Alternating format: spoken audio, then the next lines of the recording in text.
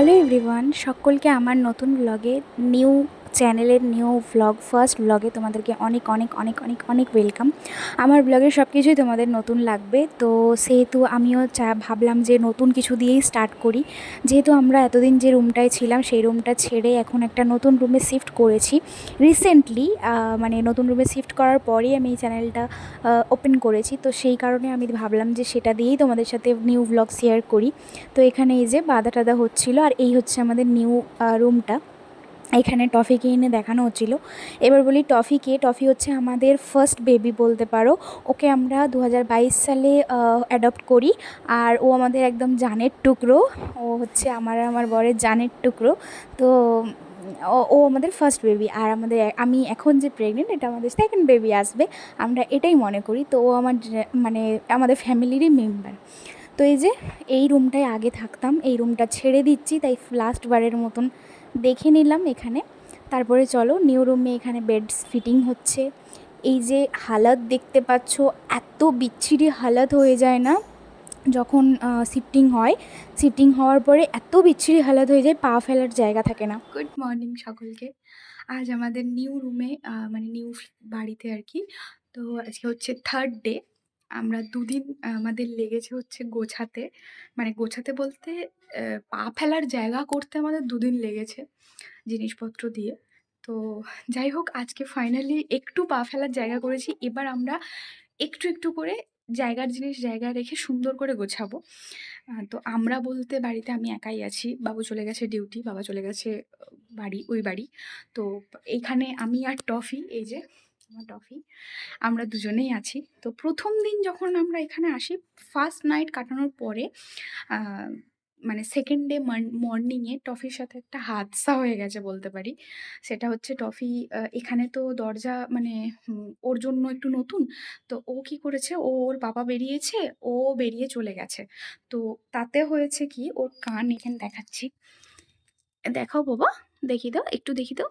হ্যাঁ, এই যে বাইরের যে কুকুররা থাকে না, তারা এখানটা ওর চিরে দিয়েছে।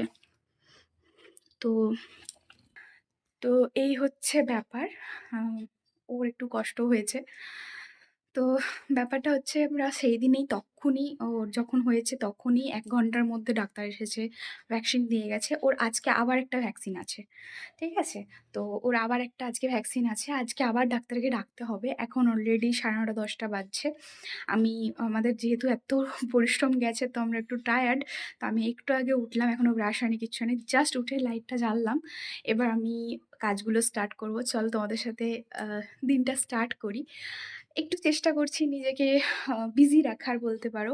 ভিডিও করলে, মানে ভিডিওটা আমি করতে পারলে আমার মনটা ভালো থাকবে, এই আরকি। আর যেহেতু আমার এখন জানোই 6 মান্থ প্রেগন্যান্সি চলছে। তো প্রেগন্যান্সি নিয়ে তো ভারী কাজ কিছু করতে পারবো না, যেটুকু করব নরমালি করব। তো চলো দেখতে থাকো। তো গোছাতে তো এত প্রবলেম হচ্ছে, তার মধ্যেই কিছুটা কিছুটা করে দুদিন ধরে গোছানো হয়েছে। থার্ড ডেতে এই যে দেখতে পাচ্ছ রুমের হালাত, এগুলো এখন আমি মোটামুটি যতটা পারবো ঠিক করব। তো ঠিক তো করব মনে করেছিলাম, বাট সেরকম কিছু হয়নি। লাস্ট অবধি দেখলে তোমরা বুঝতে পারবে। আগে চলো একটু চা খেয়ে নিই, কারণ ভীষণ রকম মানে আমার চায়ের ক্রেভিং হচ্ছিলো। চা সকালে না পেলে এনার্জি লস লাগছিলো, তো সেই কারণে একটু চা খেলাম। আর চা খেতে খেতে ভাবছিলাম যে কোনটা আগে করব কোনটা পরে করব, সেটা ভাবতে গিয়ে অন্যমনস্ক হয়ে আমার হয়েছে চা এই হালাত। ঠিক আছে, গ্যাসের এই হালাত হয়ে গেছে। তো চলো আগে চাটা খাই। তো আমি এখানে চা আর বিস্কিট খাবো, আর টফিকে দেবো একটু বিস্কিট, টফির সাথেই কথা বলছিলাম।